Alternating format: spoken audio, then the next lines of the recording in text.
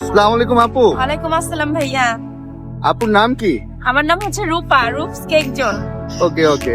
আপু কতদিন ধরে আছেন এখানে? ভাইয়া আজকে আমি 17 দিন। 17 দিন। হ্যাঁ। আপনার সেল কেমন আপু? ভাইয়া আলহামদুলিল্লাহ অনেক ভালো। আমি আসছি আজকে 16টা কেক নিয়ে। আমার সব সেল হয়ে গেছে, শুধু এই চকলেট গুলো আছে। আর সামনে বসতে পারি না, আমি গাড়ি না নিয়ে জন্য আমাকে সামনে বসতে দেওয়া হয় না। এক কোনায় বসি, কিন্তু আমার ধরা কাস্টমার একবার খেয়ে মানে বারবার পিস গুলো খাওয়া হয় তাদের, এবং পার্সেল বাসায় নিয়ে যাই জন্য তাড়াতাড়ি সেল হয়ে যায়। যাক যাক, একসাথে 16টা কেক অনেক। আপনি অনেকগুলা, হ্যাঁ ভাইয়া। আর কি একদম স্পটে না থেকেও এরকম এক জায়গায় দাঁড়িয়ে আপনি 16টা কেক বিক্রি করছেন, এটা অনেক। হ্যাঁ ভাইয়া, কারণ আমার আলহামদুলিল্লাহ। কেকের কোয়ালিটি ভালো রাখার ট্রাই করছি।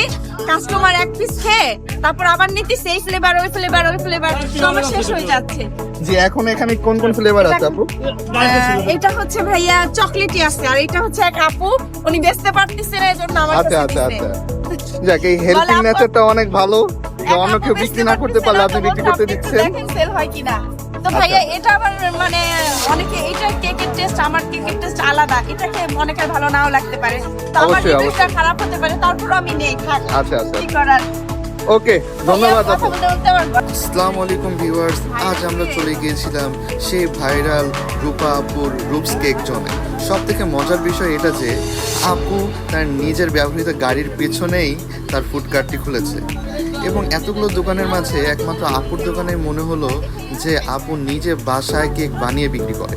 আমরা কেক খেয়ে অন্য ভাইয়ের কাছে রিভিউর জন্য চলে গেছিলাম। কেকের টেস্ট কেমন?